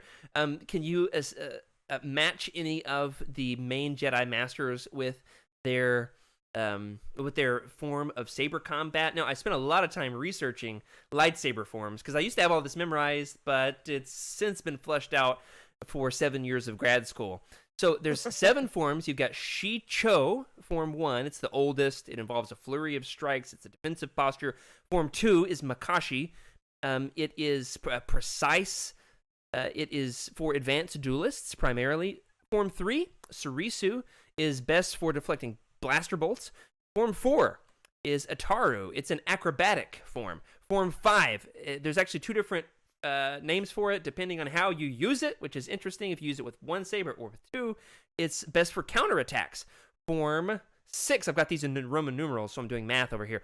Form 6 is Niman. It's a balanced form. Form 7, the final form, is an aggressive, almost dark side form. So, which primary Jedi Masters can you mix and match? Karl, you're up first. Can you fit any of these 7 forms with any of their Jedi Masters? Yeah, I can fit in a few of them, and I'll do the last one first because it's and then we'll leave the rest fresh for in my Eric, mind. since he's the duelist. Exactly. Perfect. I know one. Yeah, that last one is, and especially because you said, hey, it's really violent, it can take you close to the dark side, and I'm sure a lot of folks have heard, but I've heard it talk a lot that Mace Windu would actually draw on the dark side, but not too much, but he'd draw it on a little bit to help him fight. And I also heard, and I think it's a really stretchy retcon / headcanon thing, but the real reason he had a purple lightsaber is Samuel L. Jackson wanted a purple lightsaber, but then someone turned around and goes, well, the reason he has a purple lightsaber is it's a blend between the blue and the red because he's a Jedi, but he draws on the dark for his fighting style. Yeah, that sounds like a retcon. Yeah, the behind the scenes is that I was just reading this the other day. Why did I come across this? Where Samuel L. Jackson said that the battle scene on Geonosis, he couldn't find himself. And so he's like, George, I want to be able to see myself. give me purple. Amethyst. Star Wars it's amethyst is what it is. Yes. Not purple. So that's right. Form 7, the Vapod is used by Mace Windu. I didn't say the name, did I? It's used by Mace Windu. In particular, he's known for perfecting this form. It's described in great detail in Matthew Stover's books. He really loves him some lightsaber form. Oh my goodness, does he ever? Yes, he does. You think like, oh yeah, Revenge of the Sith, it's the best Star Wars book. It's totally canon. No, it's not. There's a lot of saber form lore in that book. Way more than you could possibly need, but I love it because I love me some Legends. Eric, can you match any of our other forms? So Form 7 is taken. What other Jedis fit with Forms 1 through 6? I think, if I remember correctly, form number 1 is Obi-Wan. Yeah, it right? is. Also Form 3. He's more known for Form 3. Okay. Form 3 is Surisu, is most associated with Obi-Wan. And I think I might be showing my canon side here. That's fine. I think in Master and Apprentice, they talk about Obi-Wan learning form number 1 because he was frustrated that Qui-Gon wouldn't train him into the more advanced form. Oh, sure. Yeah, he wanted him to learn the basics. Qui-Gon was like, no, it's because you know the basics better than anyone. Checks out. Yeah, I've read it once, so it's been a couple years. Sounds right to me. Form 2 is this precise form for advanced duelists that's associated with Dooku. Form 4, the acrobatic form, is Yoda. So we've covered all of our... Oh, did she? Okay, great. I'm not up to with the chat as much tonight because I'm trying to run everything behind the scenes. Form 4... Apologies, Cheryl. You're wonderful. Ataru is the acrobatic form, so we're covering our bases from Attack of the Clones, when everybody lost their mind, when Yoda could flip through the air with our skills with a lightsaber. Form 5 is Ahsoka's the two-handed form. Sure. That one is Ahsoka. And Form 6 is Maul. This balanced form is particularly good for those with double-bladed lightsabers. If I'd said that, it would have given it away. So totally. We get a lot in Legends with this. Here's my big question, though, as I've been spending some time on this. Is this stuff canon? Have they brought lightsaber forms back into canon? I don't think so. I think it's only that first one, I think, in the Master and Apprentice that I heard. I don't think it's because there was a reference book, Secrets of the Jedi, which I have, but I'm not going to reach for it because it's too buried. But they do have information about lightsabers in there and lightsaber forms. But that is also it's one of those new reference books that like tilts the line, that like, is it all canon or is it more so just for like, art history? So they've talked about them, but I don't think as far as like, so it's like books go. Periphery. In Legends, it's in the forefront. Yeah, exactly. It really. No one like Stover right now. Absolutely. Hey, Stover, if you're listening, we want you on the show. We love lightsaber forms. If it's all you want to talk about, we'll do it. We'll spend an hour just talking about lightsaber forms, if that's what you want. Let's talk about some of the most legendary sabers. I mean, this is the fun stuff. Let's be honest. Let's move on from the Vapods and the Juyos and get into this. We're going to talk about 5 key lightsabers in Legends that have a lot of history, a lot of story surrounding them. The first one we've already talked about, and that's Exar Kun's saber. His whole deal is he wants to discover the secrets of the dark side, the power of the dark side, and then he's seduced by this ancient spirit, Frida Nad, because if one thing is true about the villains in the old school days of Legends, it's nobody's actual fault. They're always possessed by a spirit of an ancient Sith Lord. Who among us, I mean, that's Who right. hasn't? Hey, here's some free advice. All right, if you wander into a tomb and you're like, should I go in this tomb? And then a ghost starts telling you to build a lightsaber, run away from that tomb, because in Legends, that's where it all goes wrong. Every time. It checks 100%. out. If you want more on that, listen to our upcoming episode with the Jedi Academy trilogy, because it happens there, where Luke builds his academy right down the street from an ancient Sith temple. Way to go, Luke. Come on, man. You had one job. Build an academy on a safe planet without Sith ghosts. Yeah. Secondly, I always do. Eric, go ahead. Good tip. So just on that, I always love that idea where they're like, we're gonna build this on top of a Sith temple, and you have the galaxy. That's right. You can go Ever heard of ghosts, my man? anywhere. That's right. Who are we going to call to Guys. deal with Exar Kun? Okay. Carl, were you about to say something? No, I was just saying it's a good tip, but the way Eric mentions it now, it makes me think of it. It's like the Exorcist in a galaxy far away. your Jedi temple is angry. That's the book I want. A Jedi exorcist, like somebody who specializes in casting out ancient Sith spirits, but like they're a phony, but then they realize they actually had the power within them the whole time. All right. I just watched my You Lucky gosh. Dog, the Disney Channel original movie, and that's basically the plot of it, but with Hey, dogs and High ESP. Republic year 2. Let's make it happen. Please, somebody send Kevin Scott a tweet. All right. I was like, Secondly, yeah, we would do it. Eric, I'm excited to have you on the episode because we had you on for one of the Darth Bane books. Talk to us about Darth Bane's lightsaber. What's unique about it? Oh, Darth Bane's lightsaber is oh my gosh, what is unique? I'll give you a about it? hint. It's red, but it's also Yes. not, depending on who draws it. Right. I 'cause think it's in the also, character encyclopedia, Purple? the new character encyclopedia came out like early to mid 2000s. It's purple. yeah, he has the Revan problem where like Yeah. Revan goes between light and dark. But yeah, Bane, they're like, it's just power and it's red or it's purple or it's whatever looks coolest to the artist at the time. Yeah, a couple different artists depict him having a purple lightsaber, but in Drew Karpyshyn's books, which are absolutely exceptional, as he's training on the Sith Temple there on Korriban, he wants to build a saber that, because remember, he's a nerd, right? He's a historian. Yeah, he's all about the lore. He's reading in the library. He doesn't sleep for like, I don't know, 4 years or That's something. right. It's So ridiculous. he discovers this ancient curved hilt lightsaber, which of course is That's right. what Dooku Dooku's- has. And the reason behind the scenes for Dooku's curved hilt lightsaber is that Christopher Lee had arthritis. So he could not grip a traditional cylindrical lightsaber. He needed one that his hand could grip because he was old, bless his heart. And so because of that, we got one of the coolest lightsabers ever. Absolutely my favorite lightsaber is Dooku's lightsaber. It's got the hook on the end. So Bane has a curved handled lightsaber, much Right. like Dooku's. So in Darth Bane Path of Destruction, there's like a whole chapter on Bane constructing his lightsaber. Hey, if tonight's episode Right. does it for you, go and read that chapter. I'll post the It's chapter so in the good. Discord. Just ignore the covers. Go straight to the book. Just I actually just got my Bane paperbacks in the mail this past week because I didn't own. I had them in hardback from when they first oh, came right, 'cause out. You got your shells. And I'm trying to collect all the paperbacks, the Legends paperbacks, and I was missing like 10 or 12. But I'm trying to get them without the Legends banner. Found the Bane trilogy without the Legends banner, and my Path of Wow. Destruction, my Rule of Two just came in the other day, and my wife was like, "What just came in the mail for you? You buying more Star Wars books?" And I ripped it out and showed it to her. I was like, "Only the ugliest Star Wars book." She was like, "I'm so glad she spent our money on that." I gotta say, because so Heir to the Empire got that the 20-year re-release, right? Yeah. Hey, Del Rey. Hi, everyone. Can we please have a re-release of the 20th anniversary of Bane with brand new anniversary covers? Just please. I just started salivating ask much. when you said that. I'm Right? literally, it's just dripping. Oh man, yeah, very excited. That's Do a it good on idea. outofprint.com. Put socks with it. I don't care. I'll give you money. I'll even buy the socks if that's what it takes. Okay, now Eric, the third lightsaber we want to talk about with a lot of story is one you've already mentioned. That's the wrong scene.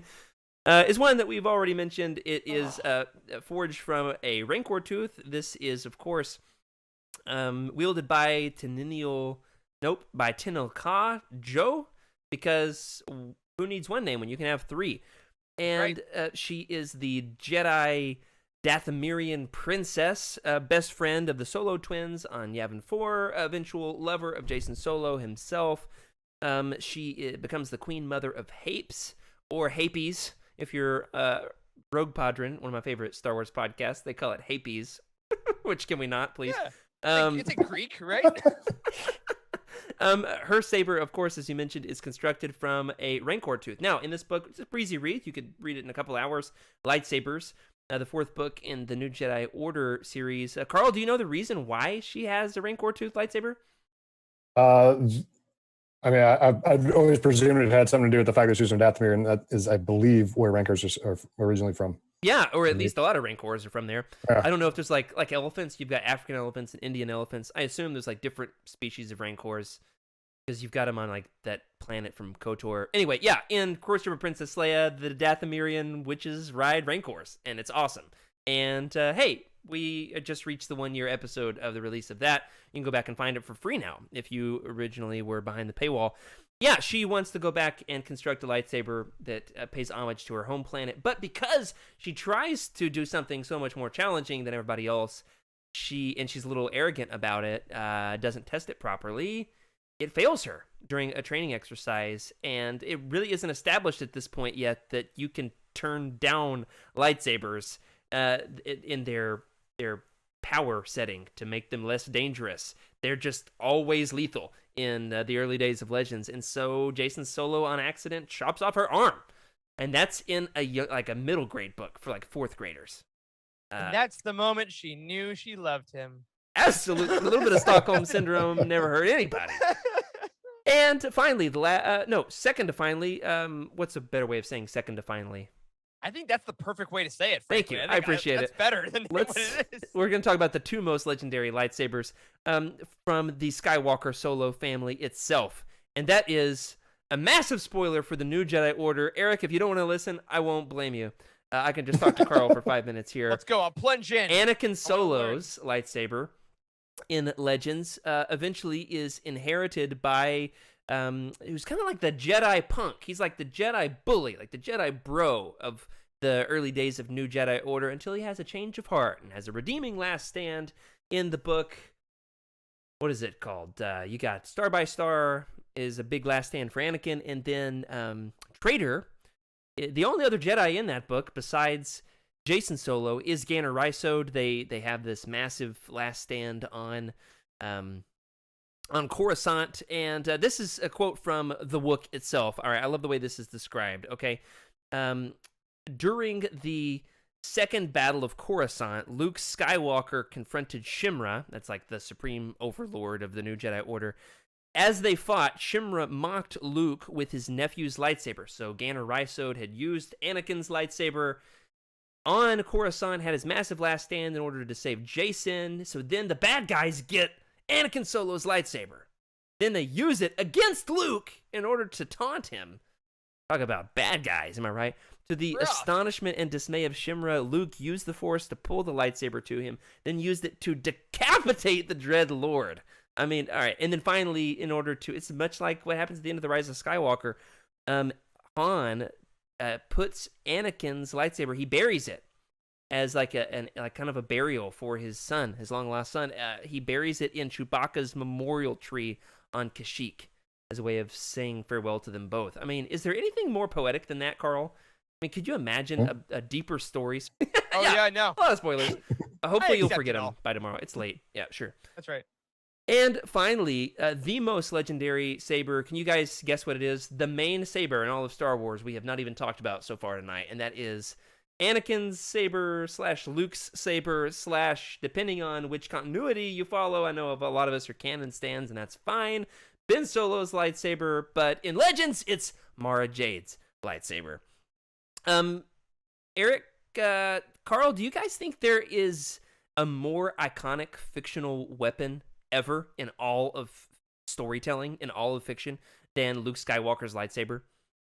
I mean, we've got other legendary weapons like Excalibur, maybe Indiana Jones's whip. Can you think of anything else that like could potentially rival Luke and Anakin's lightsaber? Excalibur is definitely where I was gonna go. And I mean, but again, good sword imagery though. Do you know anybody that has 200 books with Excalibur in them? Not personally. Okay. I wouldn't rule it out. Wouldn't rule it out, he says. You know, that's a good question, and it's funny because obviously because of who we are, I think of Han Solo's blaster. Like, but you know, again, still Star Wars. Sure. Man, there's a lot of like. Let us I know in bet the some Discord. peop- Yeah. Yeah, what do you guys think? Like, I know it's like some people might say like the Highlander sword, or like some Lord of the Rings weapons lately. But again, that's just one Yeah. set. Yeah. See, I almost put Sting on here, but it's like, do you put Sting on the list or like Aragorn's? What's the difference between an Aragorn and an Aragon? One's a dragon. Anduril, Flame of the West, What is that? perhaps. That's the sword that was forged in the shards of Narsil. Used to belong to Isildur. What are these words? I can hear Star Wars nonsense words all day, and they don't faze me. I hear another fictional universe's made up words, and I'm like, nerd. What's another one? No, that might be it, You though. almost had me. Oh, Harry Potter. Like, there's wands, right? Yeah, Harry's one. Who's got the most iconic wand? It's not Harry. No, it'd probably be Dumbledore's Elder Wand, I'd think. But again, that's like, I think you got a point though, because the Luke's / Anakin / Mara's / Rey's / Ben's lightsaber first appeared in a visual medium. I think that's very key too, because like it was the first lightsaber we ever saw. Right. So I think that's all. It defined the entire weapon category. Yeah, it really did. That's also a big deal. It's very visual, very visual. Especially since you can't really achieve them in real life, whereas anybody can own a sword. You can't necessarily forge a sword in the fires of Mithuldor. I don't know, I'm making stuff up. Karl, what do you think? Is this the most iconic fictional weapon of all time? All time is a tough question to ask. Just when you consider the role, at least in English-speaking storytelling of the Arthurian legend, but certainly in modern fiction, it's probably the most iconic weapon. Okay, we'll take that. All right, at the very least. Yeah. On my show, it's the most. All right, the most iconic weapon of all time. Ultimately, there's a massive departure in what happens to this weapon after Cloud City, right? Luke gets his hand chopped off. Spoilers for the best movie ever made. And in canon, this eventually somehow comes into the hands of Maz Kanata. That's a story for another day. And we don't really know the whole story. There's something in a recent comic, I'm sure. But ultimately, it goes to Finn, to Rey. Kylo really wants it and, is very lusty for it and all that. There's the whole thing where it explodes and somehow the lightsaber returned because of the rise of Skywalker. Am I right? But in Legends, in a nutshell, it's even crazier, right? It goes to... it's discovered, I guess, by Vader on Cloud City, and then passed to the Emperor's storage shed on Wayland. So it's put in his hoarder garage there, which eventually comes into the hands of the deranged clone Jedi Master, shirtless Sabaoth himself, who then uses a clone of Luke, wielding Luke's former lightsaber, to fight him, and then Mara kills him, and then Luke gives her the lightsaber as a good faith investment. So, Eric, start us off. How do you like the way that this saber is passed down in Legends versus what we have recently in the sequel trilogy in canon? Compare the two heritages of this legendary saber.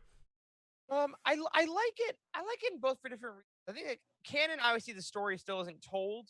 The moment in the recent Star Wars comic from Charles Soule. Yeah, maybe that connective tissue would help. Yeah, that someone else caught it. My heart jumped a little, and I was like, "Oh, I do care about this." Like I didn't realize that I did. Is that what it's in the Charles Soule mainline? Yeah, then the relaunch that takes place after Empire. That's where at least they've started that.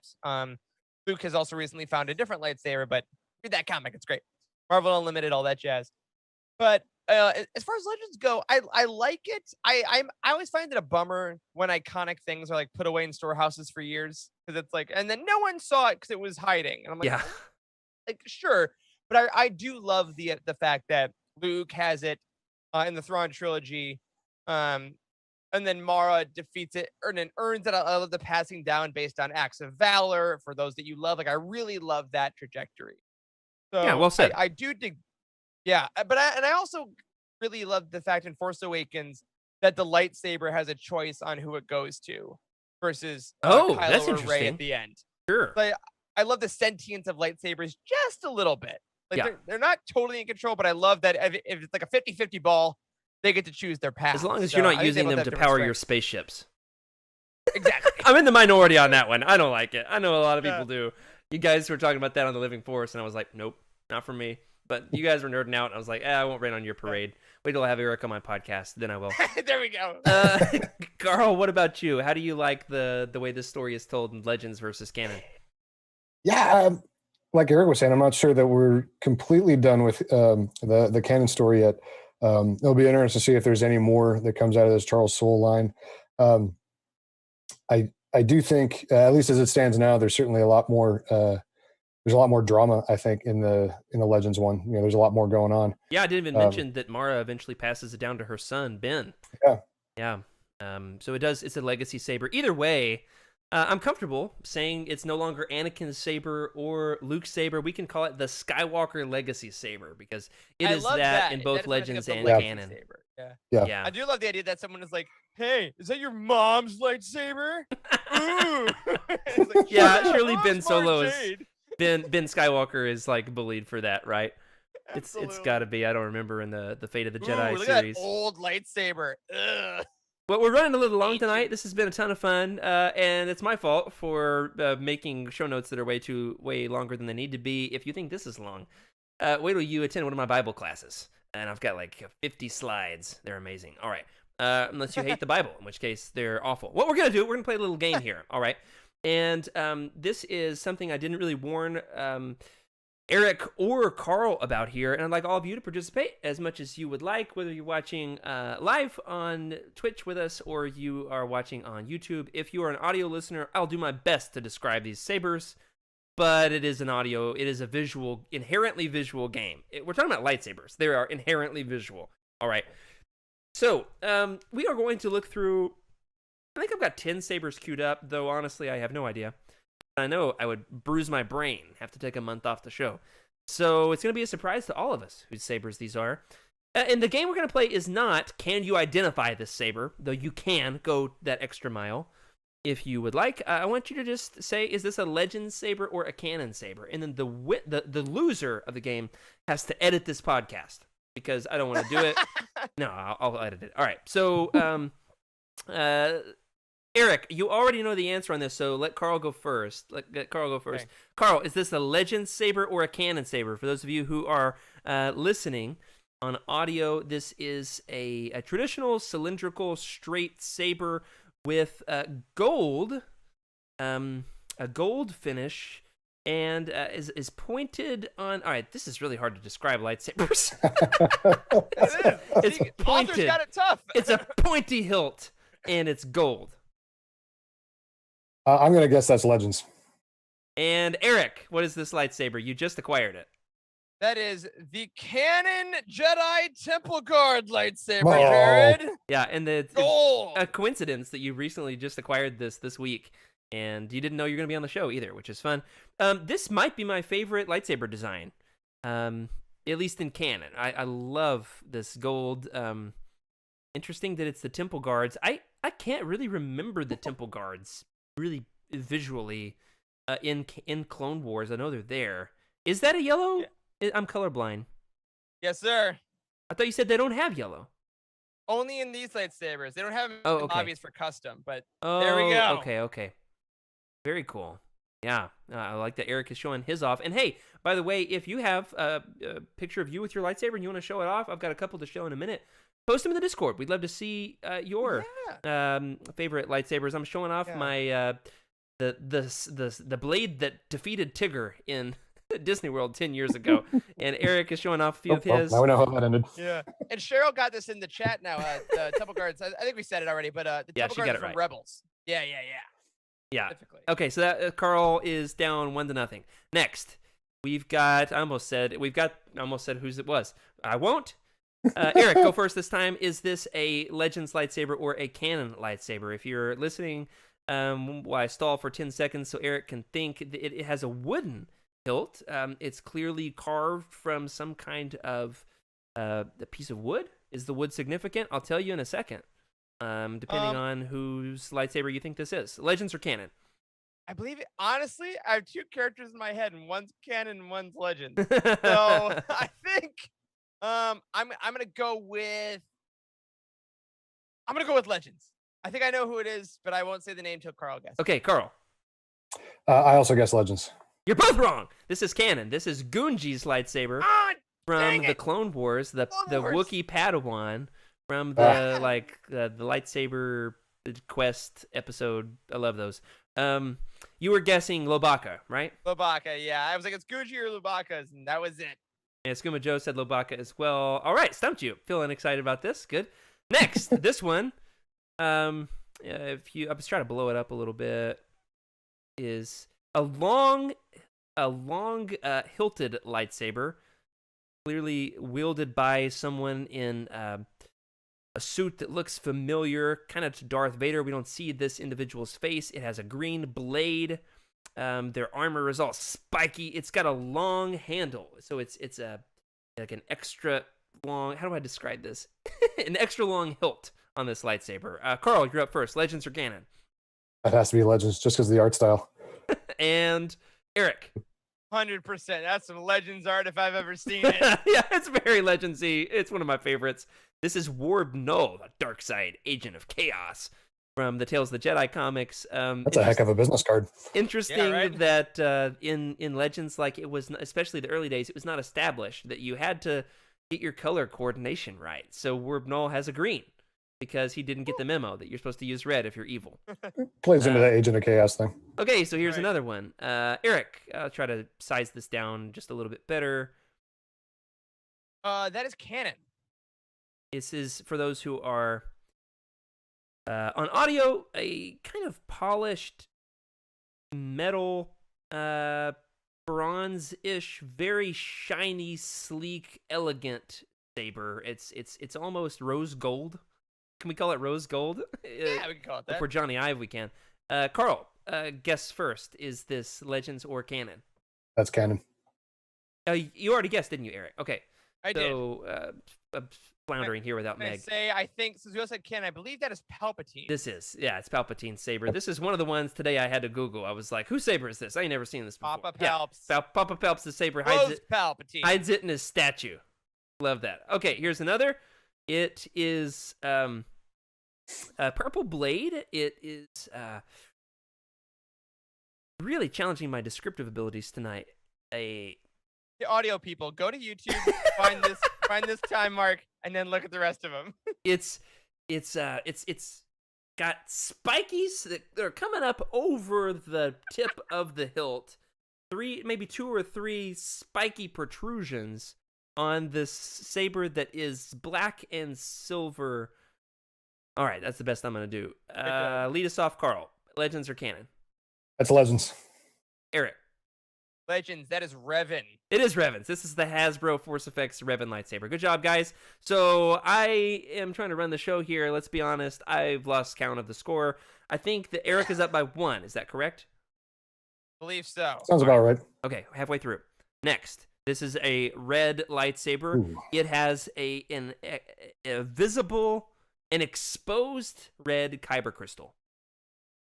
Eric. I'm gonna say, Legends. Carl. I'm gonna say canon. Oh, all right. So we're hedging our bets, are we? This is Legends. This is Starkiller's lightsaber from the Force Unleashed. Now, interestingly enough, when you play those games, much like Jedi Fallen Order, you can customize your own lightsaber. So you do whatever lightsaber you want. In fact, I played a mod where I was Qui-Gon Jinn the whole game. So, I mean, That's like, awesome. you can do whatever you want. But yes, this is his lightsaber. It is especially notable for having the exposed red kyber crystal. Awesome. Next, try to refresh my camera, unless it died. It might have. In which case, at least I'm smiling. Eric, describe this while I change the battery in my camera. All right. So this one is it looks like a more like environmentally lightsaber. It's like it looks either wooden or leather. It's wrapped in a bunch of kind of cord, and it looks to have an orangish blade coming out the top. So so Carl, you go first. Hey. What do you think it is? Is that your impression of me? Maybe. Karl, what do you think? I'm gonna go with Legends. I'm gonna go with Legends too, only because I can't think of his color yet, but I'm happy to be proved wrong. I don't know. Yeah. EOS this- webcam all right, I'm utility, back. what do Yeah, you I'm think? back. This saber is a fan rendition. All right, so this is not necessarily Legends or canon, but it is a fan rendition of Lobaka's saber from Oh, cool. the Young Jedi Knights and New Jedi Order. great. It is the bronze-colored lightsaber.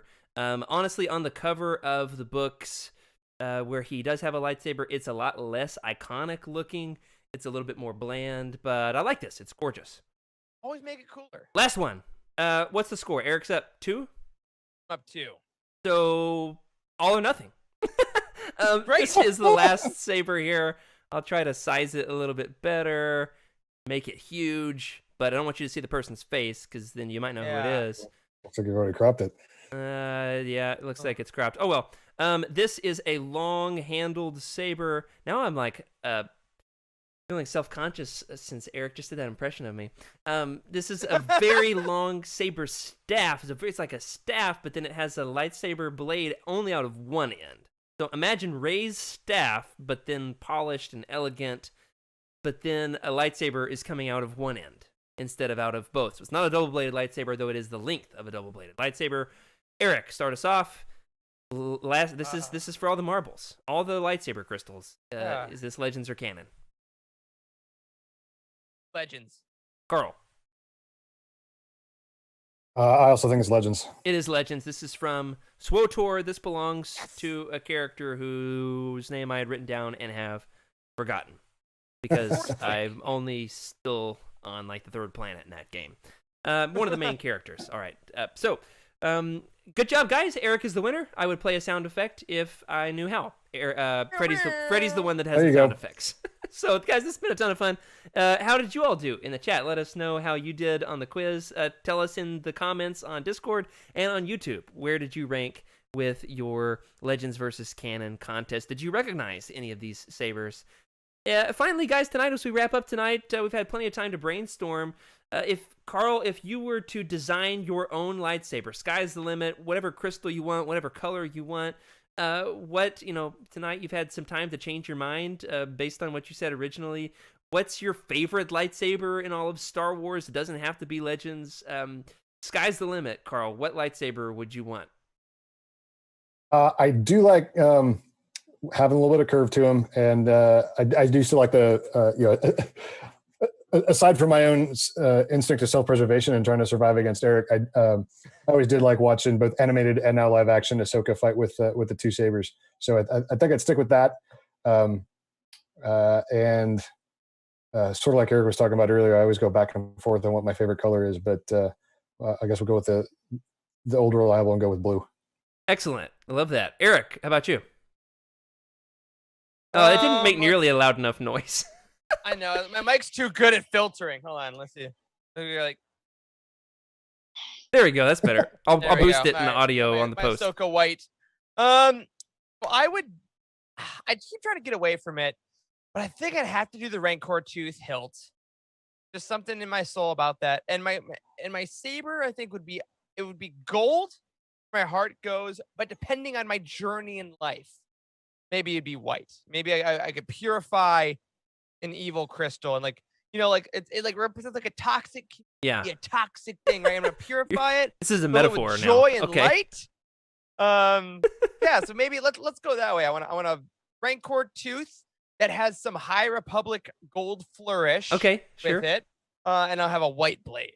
I do really like the ones they have at Galaxy's Edge that are like the old school. They're supposed to be like High Republic-ish lightsabers or something like that. I forget what they're called. They're really cool. They've got all these different terms for them, like the gold, ancient Old Republic-looking lightsabers. I do love those. I'm a sucker for Luke igniting the green, Return of the Jedi.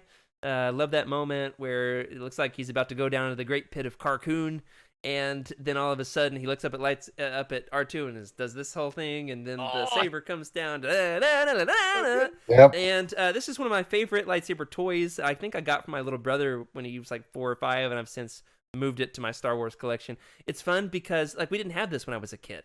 This lightsaber, when you press the button, you ready? It actually will Whoa! extend Nice. the saber. And like if we had that when I was a kid, we were like always just doing this whole number to flick them out. But instead, like my kids just run around, they always sticking this thing out. So it's a ton of fun. I like it. I love the story behind, as you mentioned, also Eric Tenel Ka's lightsaber. A lot of fun that she wants to like honor her heritage and then learns a lesson along the way, as we all do. Because if one thing's true about the New Jedi Order, it's just a classic 90s sitcom. Whew, this has been a ton of fun. We've gone a little long tonight. Thanks, guys, for being troopers and coming on the episode when we were in need of replacements and reinforcements. Greatly appreciated. Look forward to having Meg and Freddie back soon. May the Force be with them. So that does it for this week. Thanks for listening to Legends Look Back. We want to hear your thoughts. If you want your opinions read on the show, you can email us at legendslookback@utini.com or send us a message in the Legends Look Back Discord channel. You can leave a comment on this episode on YouTube or find us on Twitter. We've got a new Twitter account. You can tweet at us at Legends Look Back or individually. I'm at Jared Q. Mays. Eric, if you can stop playing with your lightsaber long enough to to plug your Twitter handle on Twitter, Eric is At Eric Eilerson or at Living Force Pod. And Karl. You can probably find me at Karl Sander. Excellent. Wonderful. And did want to say we had a couple of fans who did dive in and show us their lightsabers. Do want to plug these. And you can have your picture. We'll give you one more week. Okay. If you want to show off your lightsaber, you can show them off on the show just like Maggie does here. She's got a green. And if I can find it, she even has a red. So if you're watching, on YouTube, you can, or on Twitch, you can see the transformation from light to dark. And then Joxy himself shows off his purple lightsaber, which is pretty cool. I love the glow over the like faux hawk that he's got going on. It's super cool. Love that. So if you're looking to buy some of the books we've talked about, such as this lightsaber collection book we've talked about on this show, you can head on over to utini.com and click the Amazon link in the profile. Remember, of course, everybody, to keep the Utini fan code and be a force for positivity in the fandom. May the Force be with you.